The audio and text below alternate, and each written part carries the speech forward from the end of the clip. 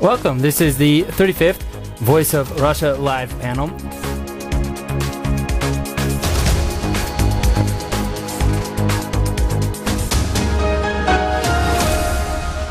The topic for discussion tonight, gentlemen, is the West too lenient on its radical allies? Now, over the last few months, or even longer than that, probably about the last 2 years, I would say, the world has been witness to many embarrassing cases with both America and Europe. Probably the biggest one, of course, would be Syria. For a long time, the story with Syria, especially as it was portrayed in the West, was that this was an organic uprising, actually, that there were the people were rebelling against Assad, and that there were no radical elements at all in the audience.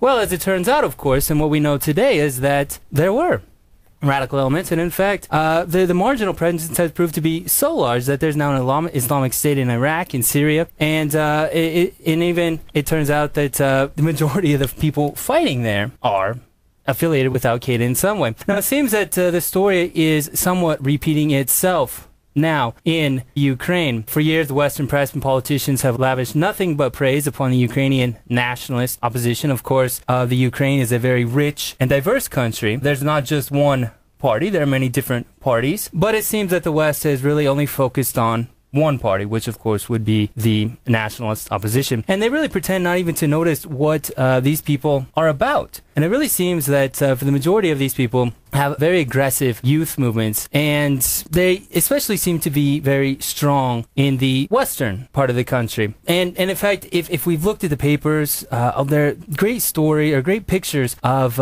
these youth throwing Molotov cocktails and these people burning things down, and it's very apocalyptic. It's very dark, and there's a lot of fire and a lot of chaos. Essentially, these pictures are people of radicals, and they're out there. They're not doing anything good. They're not doing anything to really benefit the people.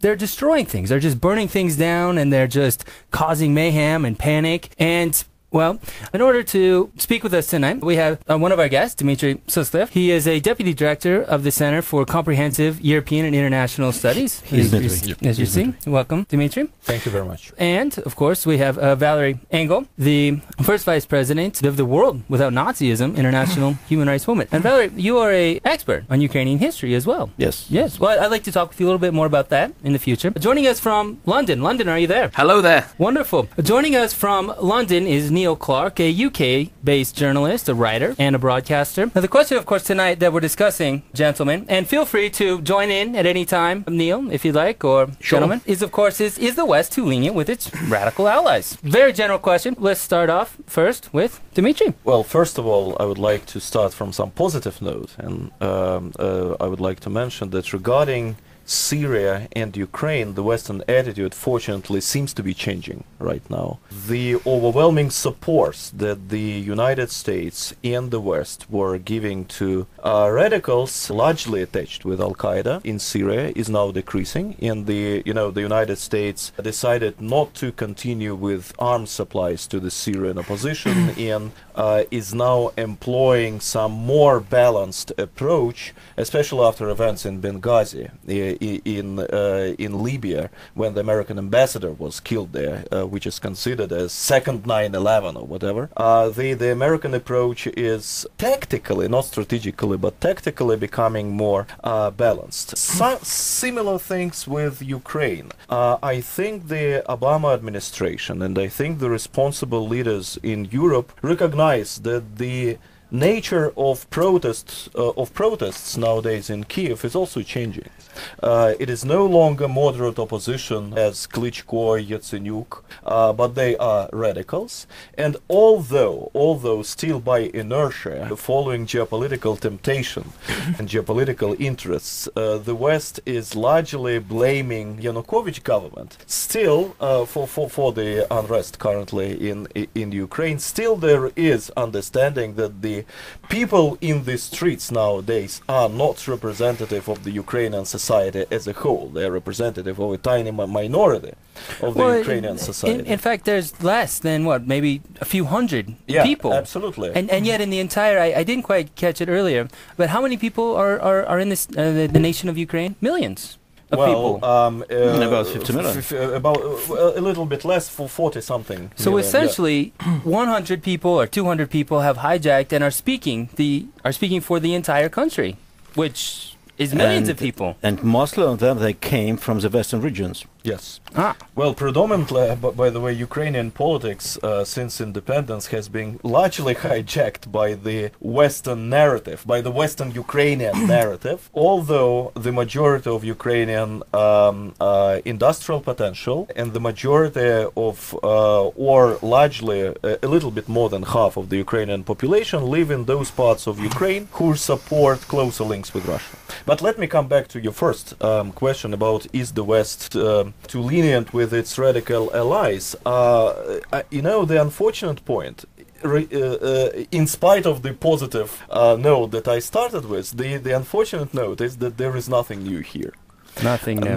Nothing new. I mean, the Western approach to conflicts has proven to be partisan, has proven to be biased based on geopolitical interests, strengthened by the liberal philosophy. Because liberalism, unlike realism, divides usually parties into good guys and bad guys. And who is good guy and who is bad guy is determined based on geopolitical interests among the West. This is the picture that we have been seeing before the Cold War, during the Cold War, and especially after the Cold War. Take the Western approach to the resolution of the conflicts in the Balkans, when the Muslims were claimed as good guys and Serbians just as bad guys. Take the history with American involvement of establishing Al-Qaeda in Afghanistan back in the 80s, when there was a necessity to fight against Soviet Union, and so on and so forth. So we are seeing the repetition of the same story, and yes, tactically, now the West is becoming more balanced in its approach. But strategically, the philosophy is unfortunately the same, and I do not see any future for that radical change in the longer-term future. Interesting point of view. I agree with my colleagues. I think the same position of the European Union regarding Ukraine, that the bad guys, but they are our guys. And for example, when Senator McCain is coming to Kiev, for example, and he's speaking very friendly with Oleg Tagnibok, and it's very strange because if Senator McCain is supporting democracy and he's against discrimination, is against the radical nationalism, how it's possible to speak with absolutely radical person, leader? Well, I think there's huge double standards here. I remember, for example, the situation in the end of December in the European Parliament, when was accepted the human rights report in European Parliament, and in this report, the one chapter was devoted to the penalty death in Belarus. For example, if you remember, in the last year, the two people were killed, but they didn't say nothing about the thousands of people sentenced to death by the order of the court in the United States. This is the report on the human rights that was actually issued at the end of December. Yeah, it is in the end of December. Yeah, right. I think. Okay. Over to you, Neil. The question, of course, is the West too lenient on its radical allies? Well, absolutely. I think I'll pick up on a point that Valery's just said. I think the double standards when it comes to ultra-nationalist, far-right, anti-Semitic groups around Europe is quite glaring, really, because in the Ukraine, you can be as anti-Semitic, you can be as ultra-nationalist, you can be as neo-Nazi as you like, and the Western elites will support you, and they certainly won't condemn you. Because, of course, these groups are anti-Russian. These groups are anti-Russian. And it's interesting to compare, actually. I lived in Hungary for a long while, and I know the country very well, with the Western response to ultra-nationalist far-right groups in Hungary, where they are condemned. I'm not saying they shouldn't be condemned, of course, but the Hungarian far-right groups tend not to be, well, certainly the Jobbik party isn't anti-Russian. So it seems to be that instead of condemning ultra-nationalist, fascist, neo-Nazi groups across the board, they don't. The Western powers will actually break bread, will actually support people of very, very objectionable views, very, very objectionable neo-Nazi views, if those groups will help Western strategic economic interests. And we see that quite clearly in the Ukraine, where we have John McCain going out there. And by Western interests, you of course mean anti-Russian stance. I'm talking about Western elite interests because, we've got to make this clear that the Western elites don't represent the people of the countries. I mean, the British people don't want to see a regime change in Ukraine. It's the elites that want this. It's the elites who have been trying all they can to bring back down the government in Syria for the past 2 years. And again, they have sided with the most radical groups imaginable. And as Dmitry said, let's go back to the Balkans, where the Western elites sided with the most extreme nationalist groups in that conflict too. And it was interesting in that conflict that, for example, the support they gave to the KLA, who were deemed to be a terrorist group at 1 minute, and then they were declassified as a terrorist group, and the West backed them to try to break up Yugoslavia and to topple the Milosevic government in Yugoslavia. So this goes back a long way, and there's enormous double standards here, because so long as you are anti-Russian or in any way would help further Western economic global interests, you will be supported no matter how right-wing, how ultra-nationalist, how anti-Semitic, how racist you are, and that really is quite scandalous. Now, Neil, you brought up an interesting point here, and you were discussing ultra-nationalists. And one of the ultra-nationalist participants of the Maidan protest camp in Ukraine has used the slogan, "Ukraine is above all," which, of course, is a clear reference to the Nazi slogan of Deutschland über alles in Germany. I mean, my question for you is, do you think that this was just a linguistic coincidence? No, not at all. Did it? I think did that, it? No, I think that these current protests are definitely being fueled by the far right in the Ukraine. We've had reports of leftist groups, leftist protesters being beaten up, gay people being beaten up.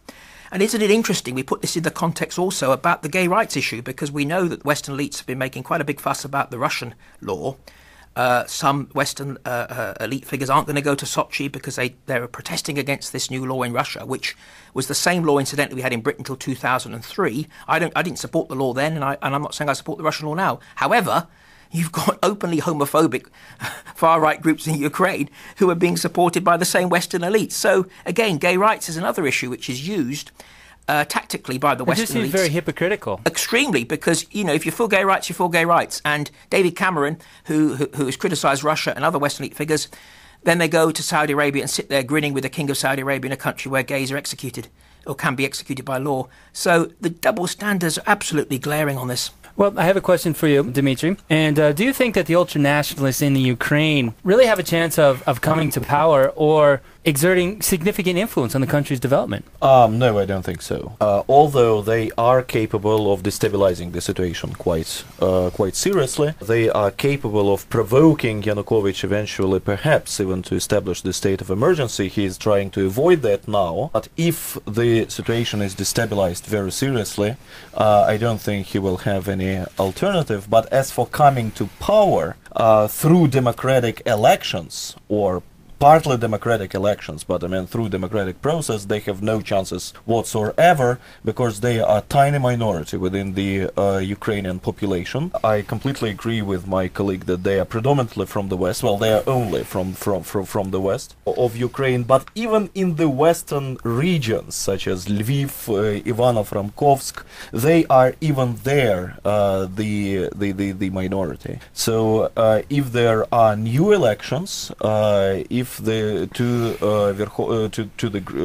the Ukrainian parliament and the next presidential elections, I would say that rather Yanukovych will fight Klitschko, but there is no chance for the sort of ultra-nationalists who proclaim fascist nationalist slogans to come to power in Ukraine. And I don't think even the Western countries, well, maybe some Polish politicians will try to support them, but not the Germans, not the British, and not the Americans. And I have a general question for everybody here, really. I'll start off with Neil first. Neil, should history be taken into account when choosing an ally?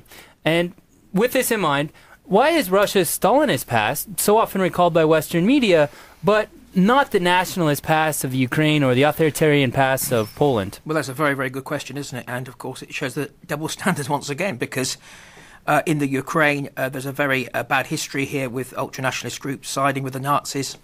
And we see this in other countries in Europe. We see it in some of the Baltic states. We saw it, of course, in Croatia.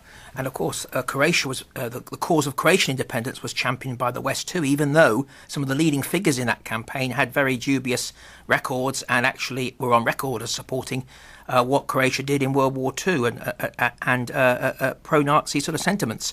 So it shows that when it comes to furthering the Western interests, history is forgotten.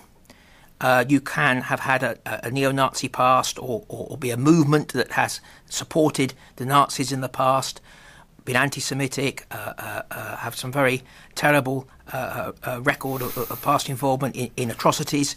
That will be forgotten.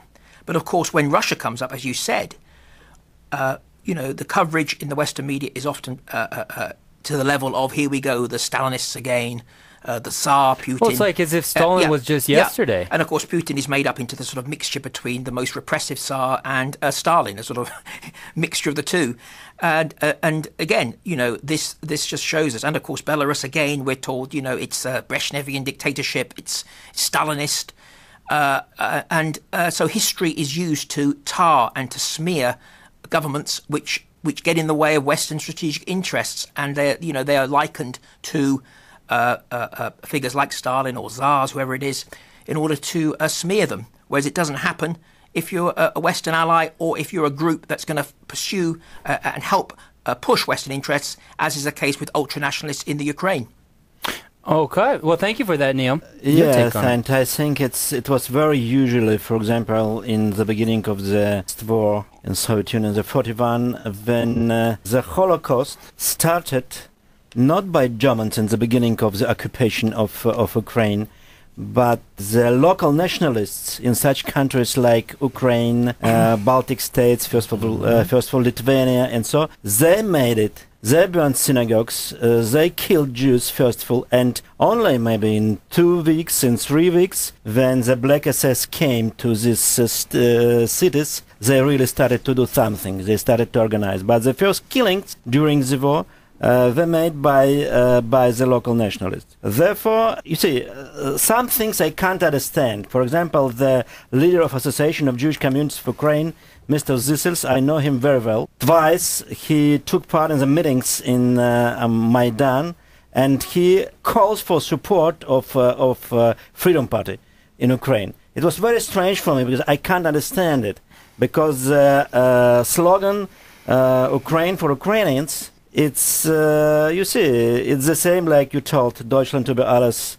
And all nationalists in all countries, and we finish now the very big investigation of the radical nationalism in the 18 countries of Europe, and not only in Ukraine, but in all countries of our investigation, in all countries of Europe, you can find the radical nationalist groups, and their slogan is, for example, Lithuania for Lithuanians, Russia for Russians, Ukraine for Ukrainians, is the same. And you see, it's very strange for me that some of Jews are supporting them. But it's true in Ukraine, if we're speaking about Kiev. Well, that is an interesting take. It seems as if their interests should not be aligned, because if this Nationalist Party does take over, history has shown us that it will be very bad times. You see, in history, it was that some German Jews supported and voted for Hitler, because they thought that if they are not Jews by religion, if they are Christians, it will be okay for them. But they were sent to the concentration camps. It's we have to remember about it. You see, if we can speak also about the double standards, I want to tell the one thing. It's very strange for me to see also when the European and American politicians, they came to Kiev and they told to the Ukrainians what they should do. Yes, they took part in these protests. It's very strange. For example, if Putin or somebody else, I don't know, some Russian senator, will come to the Champs-Élysées, to Paris, and will tell, or to Trafalgar Square in London, and will tell to protesters during the protest, you remember 2 years ago, and listen, you should do so and so. I can't imagine the reaction of the Western society. But Americans and the European Union politicians, they did it in Ukraine. And what should be reaction? What kind of reaction they are waiting for us? Well, it's a good question. Neil, what's your take on that? What reaction should the people in the Ukraine have, or what should the people of the world feel? Well, I think it's incredible interference in the affairs of a sovereign nation, and I think that I can only contrast the situation with the European elites towards Ukraine with Spain, because I was in Spain in 2012 where there were very big anti-government demonstrations in Madrid night after night. The protesters were protesting about austerity. They were peaceful protesters. The police were very brutal. And yet there was nothing about this, very little in the Western media, no condemnation from the EU heads. And yet, when Ukraine, we have the protests, we have the likes of John McCain, we have Guido Westerwelle, the former German foreign minister, flying out there to show solidarity with the protesters. And so, again, it's when it happens in actual, Western European countries, the protesters are brutally clamped down. There's been anti-protest laws passed in the US, anti-protest laws passed across Europe. There's new laws passed here in London about protesting in Parliament Square. So it seems that this clamping down on protesting is happening all over. And yet the Ukrainian government has been demonized by Western elites. And what we're seeing in Ukraine is really very anti-democratic, because Yanukovych was democratically elected. It's up to the Ukrainian people in 2015 to vote him out of office if they want to. That's how it should be done in a democracy. And yet the rhetoric is interesting. What the opposition is saying. Klitschko has made that speech when he said that Yanukovych ought to beware he doesn't become another Gaddafi or Ceausescu. So already the opposition is trying to portray Yanukovych as a dictator, which he isn't, of course. And the Western leaders are talking about him as if he is a dictator. And this has gone on before. It happened with Milosevic in Yugoslavia. Milosevic won free elections. He got freely elected, and he was labelled a dictator when there was a multi-party system in Yugoslavia. So it's all about stigmatising, it's all about demonising, and it's a fundamentally anti-democratic project, because it's about trying to remove governments which hinder Western economic interests, and it's about subverting democracy, really. And yet, in this Orwellian, it's so Orwellian, because the Western leaders are saying that they support democracy, where in fact it's the absolute opposite. And this is happening in Syria too. Well, I'm sure that they support democracy as long as their guy wins. Exactly. And in Ukraine, the election didn't go their way. They would have preferred Yanukovych not to win. They kind of grudgingly accepted it, while, of course, Western NGOs were back in the opposition. But now I think they've decided they don't want to wait another year. They want this guy out one way or the other. And it's a kind of good cop, bad cop situation in Ukraine now, because the opposition are trying to distance themselves from the so-called radical groups, the ultranationalists, but they're the people putting the boot in. And well, are they really able to? And with that question, I'd like to go to Dmitry. Of course, are they able to? Are they able to separate? You have maybe some groups that would wish to separate from the nationalist groups. Can they do this in Ukraine, or is it possible? Well, are they one and the same now? The previous Maidan that we saw in December, after Yanukovych rejected to continue with association with the European Union, was largely moderate and represented the Ukrainian society much more than the current people in the streets of Kiev. But the problem is that opposition is being radicalized. And the guilt is not only with the Yanukovych decision to establish some questionable laws on January 16th in Ukraine, but also this radicalization proceeded thanks exactly to because of the participation of some not just politicians but acting statesmen, Western statesmen in Kiev, who joined Maidan, who tried to depict representatives of certain viewpoint as the viewpoint of Ukrainian people disregarding democratic procedures.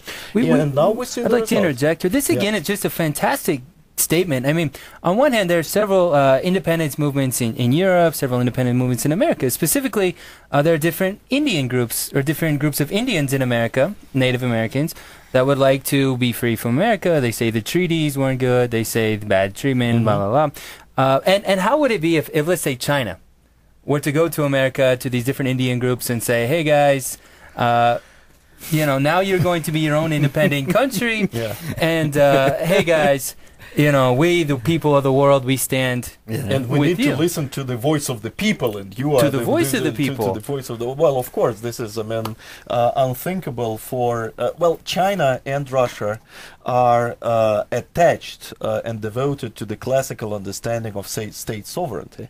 This is the concept that Russia and China are promoting worldwide. So it is unlikely and improbable that Russia will interfere openly into domestic affairs of Western countries or other countries in general. Even Russia didn't interfere into domestic affairs of Ukraine. Russia only showed Ukraine the consequences of association with the European Union. Russia did not rally, on the streets of Kiev supporting this or that project. And by the way, the Russian behavior was very, I think, amazing in positive viewpoint vis-a-vis Ukraine, because Russia is staying a little bit distanced and calm, proving and claiming all the time that it is up for Ukrainians to settle their issues, and Russia is not. Well, shouldn't it really be up to the nation themselves to determine their own future? Yeah. Absolutely. And Yanukovych, as democratically elected Ukrainian president, I mean, he is now trying to continue what I think many people in the West also don't understand. Yanukovych is not opting for the customs union with Russia. He's opting for continuation of the same pattern of Ukrainian balancing between Russia and the West, trying to extract maximum from both sides. Smart man. Absolutely. Although this is bad eventually for Ukrainian state and Ukrainian economy, because this is the continuation of the same corrupted system and so on and so forth. But nevertheless, in the European Union, who is shocked and embarrassed with this ruining of the association project. I mean, Ukraine was the country number one in Eastern Partnership, and there was a geopolitical project to drag Ukraine in to the European orbit, to make Ukraine European periphery. Association countries are indeed periphery of the European Union. So the collapse of that is very embarrassing, and it looks like that some decision makers in the European Union are now trying they cut the screw, so to say. So they want, I think, to win geopolitically at any price, disregarding the consequences for Ukrainian economy, for the stability of Ukrainian political system, and so on and so forth, which is bad for democracy. Once again, we are seeing that geopolitical interests, double standards are regarded as above democratic procedures. By the way, quite interesting, another historic illustration of the same policy. Election of President Boris Yeltsin in the year 1996. We all know that at that time Yeltsin lost elections to Zyuganov, but the elections were flawed, the Russian presidential elections of 1996. But nevertheless, the whole West and Clinton administration in particular supported Yeltsin in order to support democracy. So they destroyed democratic procedures in order to support democracy. Of course, in order to support their guy in Kremlin. So that's the eventual policy. I mean, again, as I started, I don't see a prospect of radical change of that approach. Interesting take. My question for you, Neil, I want to go backwards again real quick. How would the UK react if, let's say, China were to go to some of these Irish national groups that would like to seek an independent Ireland, or to a Scottish independent Scotland? Well, how would the UK react? Scotland's a very topical one, isn't it? Because as we know, we've got the referendum on Scottish independence coming up. And again, just imagine, I think, if Mr. Lavrov, the Russian foreign minister, came over to Edinburgh and said, look, I'm backing Scottish independence, the Scots have been repressed, they're a proud people who deserve their own country, independent country. There would be an absolute outrage. There would be he would be kicked out of the country. I think he'd be extradited. There would be calls to expel the Russian embassy. And it would be the newspapers would be outraged. There would be anti-Russian sanctions imposed. It would be really would be taken very seriously. And the attitude of our UK elite would be, this is outrageous. How dare Mr. Lavrov or whoever, or if it was a Chinese or whoever, how dare they come here and champion the cause of Scottish independence? And this just shows us how wrong the whole situation is, because we want a world where countries can have their own independence and have their own sovereignty. And that's what, and democracy and sovereignty are intertwined, aren't they? And yet the Western elites around the world for years and years now have interfered in the affairs of other countries to an incredible amount. And Ukraine is just is only the latest example. We see it. We saw it in the Balkans in the 1990s. We saw it. We've seen it all around the world. If the side which the West doesn't support wins the election, then the West claims it's flawed. Let's look at the Iranian elections in 2009, when it was held that the president stole the elections, even though there was no proof of that. And throughout his tenureship, it was held that he wasn't really the legitimate president, that the elections were stolen, simply because the West didn't want him to win. And this happens all around the globe, of course. And yet, when the elections, there is evidence of fraud, like there was with Yeltsin, it doesn't matter, because the right man won. So I think that we're only going to get an end to all of this if the Western states mind their own business and allow countries to elect their own leaders, follow their own paths. But as Dmitry said, sadly, there's no sign of this happening. And Syria is another good example, because in Syria, the West has been coming out with this Assad must go line all the way along, instead of saying, look, the Syrian people, only the Syrian people can decide if Assad goes. There's elections coming up in Syria. Let them decide whether Assad goes. No, it must be, we must say to you who you vote for. This is imperialistic, it's wrong, it's arrogant, and we won't get an end to this kind of disturbances around the world until the Western elites change their policies. Wonderful. Thank you, Neil. Gentlemen, final words? You see, I don't agree with my colleagues. I think that the situation in Ukraine now, it's much more worse than we are thinking, because by the last information, thousands of people occupied the buildings of administration in the western Ukraine. I know a lot of people in the eastern regions of Ukraine who are really nationalistic, and they are Russian-speaking. I think that we are staying before the civil war in Ukraine. It's my position, unfortunately.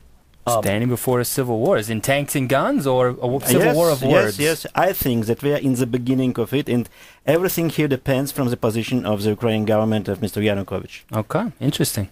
Well, I would not exclude that option, unfortunately, in the near-term future. You know, Ukraine has always been a very problematic and very divided country with very fragile political system, and it is very easy to destabilize a situation in Ukraine through irresponsible behavior. And unfortunately, this is what we are witnessing right now.